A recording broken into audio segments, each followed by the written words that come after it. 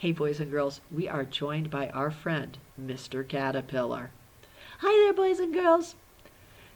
Remember last week we read his very favorite book, The Very Hungry Caterpillar.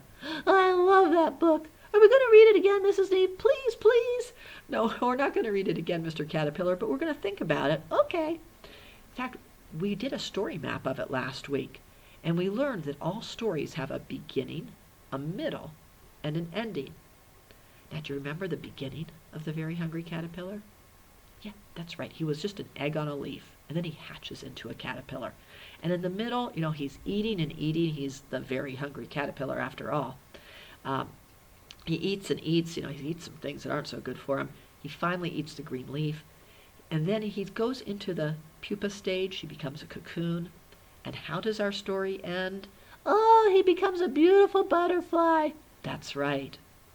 Well, today we are going to hear and make a story map of another Eric Carle book called The Very Clumsy Click Beetle. Oh, he is kind of cute. Okay, Mrs. Neve, this sounds like a good one. All righty. So, boys and girls, as you listen to The Very Clumsy Click Beetle, be thinking about how does the story begin? What happens in the middle? And how does the story end? Okay, let's find our title page here. Whoops, flipped to the back by accident. Here we go. The Very Clumsy Click Beetle, and it is by Eric Carle. One fine morning, a young click beetle decided to go for a walk. At noon, it climbed up and down a flower. In the afternoon, it rummaged through a pile of rocks.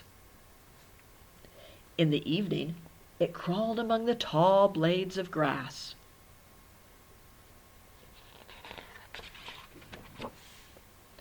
And when it turned night, the young click beetle crept up a tree. After a while, it got tired and fell to the ground. It landed on its back. The young click beetle tried very hard to turn over onto its feet, but it couldn't. "Help!" it cried. All along, a wise old click beetle had been watching the young click beetle. "Tomorrow morning I will teach you how to click and flip through the air and land on your feet," said the wise old click beetle. "In the meantime, you may as well go to sleep. Good night." Move it closer so you can see he's on his back. His feet are up in the air there. Might be uncomfortable for a beetle. The next morning, the wise old click beetle said, "Look at me. This is how it's done." First, it turned onto its back, and then, with a loud click, it flipped through the air and landed on its feet. "Now you try it," said the wise old click beetle. "Thank you. That looks easy," replied the young click beetle. Just then, an earthworm stuck his head up out of the ground. "Look at me," said the young click beetle, and with a loud click, it flipped through the air, but it landed on its back. "How very clumsy of me," said the young click beetle. Just then a turtle ambled by. "Better luck next time," said the turtle. "Keep on trying." "Look at me," said the young click beetle, and with a loud click,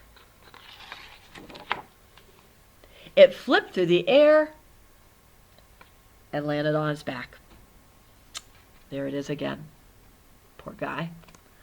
"How very clumsy of me," said the young click beetle. Just then, a snail slithered by. Ooh, I like that verb, slithered.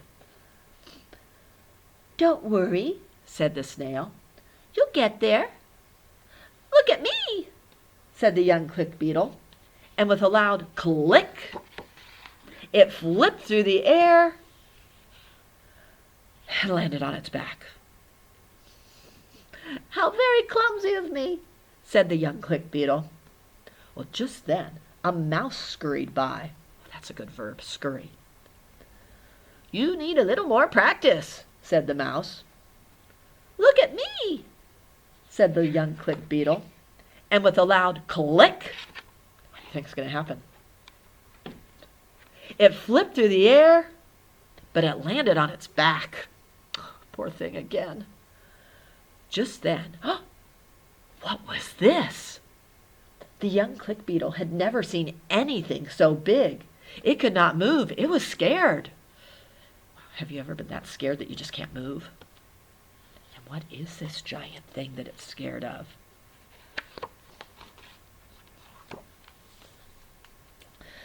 "Quick, click and flip!" cried the wise old click beetle who was watching. Oh dear, what do you think is going to happen?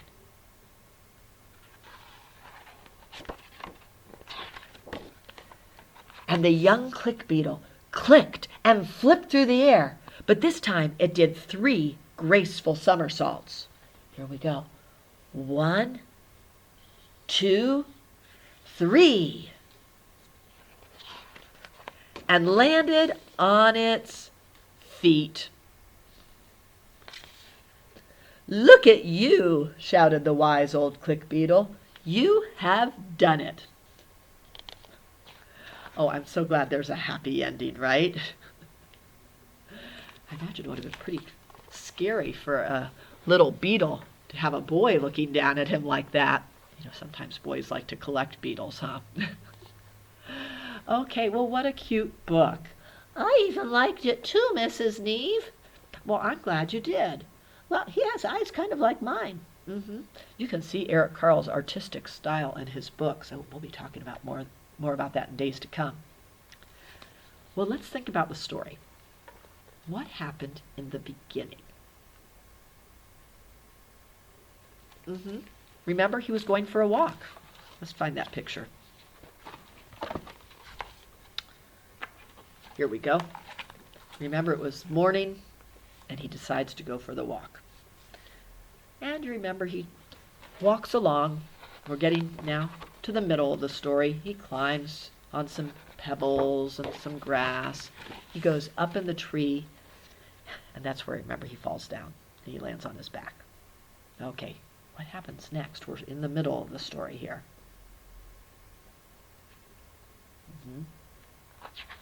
That's right. Remember, the wise old click beetle teaches him how to click and flip? And he tries it, but he lands on his back again. We've got a worm. There's a turtle. He's still on his back. A snail. He's still on his back.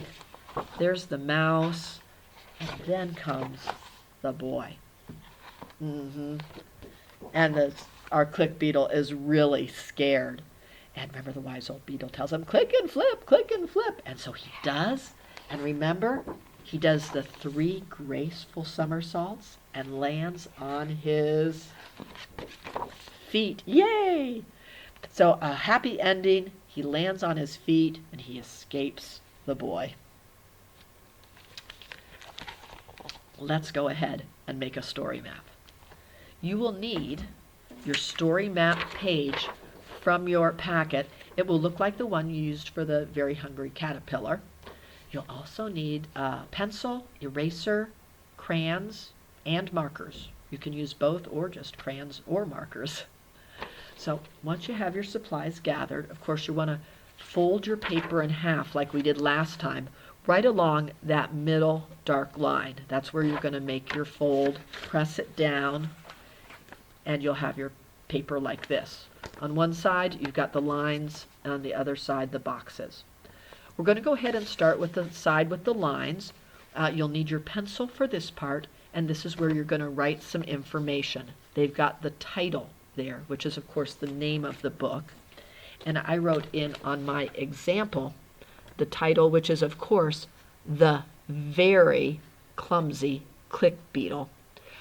You'll notice there's that sight word very we were talking about a little while ago.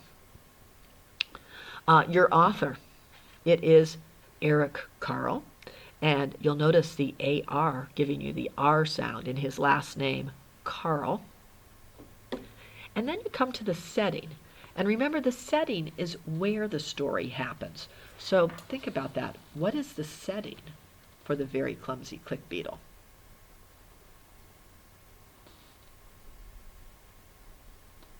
Yeah, it's going to be outside somewhere, isn't it? Like the very hungry caterpillar.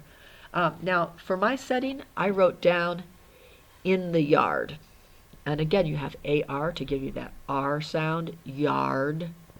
You could do in the yard or someplace else outside, in the garden, in the park, in the forest or the woods, some outdoor setting, right? You can even write outside. And then the next line says characters. And that is who the story's about. And the character in the very clumsy click beetles, who are our characters? The Beatles. And that's what I wrote down. The Beatles. Notice I do have an S at the end of Beatles because there's two of them. There's more than one. You've got the young click beetle, and then you have the wise old click beetle. Now, I know there were some other characters. You know, you have the mouse and the snail and the turtle and all. But we're just putting down the main characters. That's who the story is mainly about. And it's mainly about the Beatles. Then, after you've gotten it written down, you're going to flip it over to the other side. Kind of like the click beetle, he has to flip on his back, or flip from his back onto his feet. And you'll have the boxes where you're going to get to draw pictures to show what happens in the beginning, what happens in the middle, and then the ending. How does the story end? I'll show you my example one. Now, for the beginning, I did a picture of him. He starts out on his walk, remember, in the morning. The sun is rising. So there's the beginning.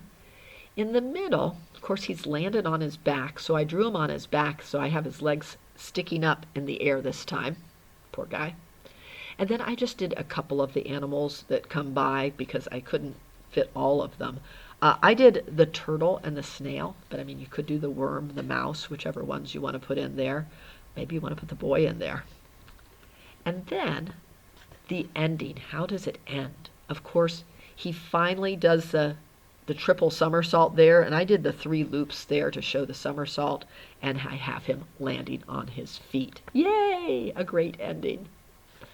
So, boys and girls, have fun drawing your story map of the very clumsy click beetle. Oh, that was a fun story, Mrs. Neve. I liked it. Yeah, and you know what? There's a good thing we can learn from this story. What's that? Do you remember there were 2 main characters in the story? Yeah. There was the young click beetle and the wise old click beetle. Right. The young click beetle learned some important things from the wise old click beetle. Boys and girls, you're young. You want to be learning things from people that are older because they've had, more time to live and learn things. So you can learn valuable things from mom and dad, from grandma and grandpa. So you listen and learn, just like the young click beetle did. The Bible even talks about that. That's it. We can learn from our parents, from our elders there. So I just urge you to learn, just like the young click beetle did. Sounds good to me, Mrs. Neve. Okay, well, boys and girls, we will see you next time. Have fun making your story maps. Please post them on Teams. We would love to see them. And remember, too, listen to your parents, your grandmas and grandpas. They're wise. Bye-bye. Bye-bye. Love you guys.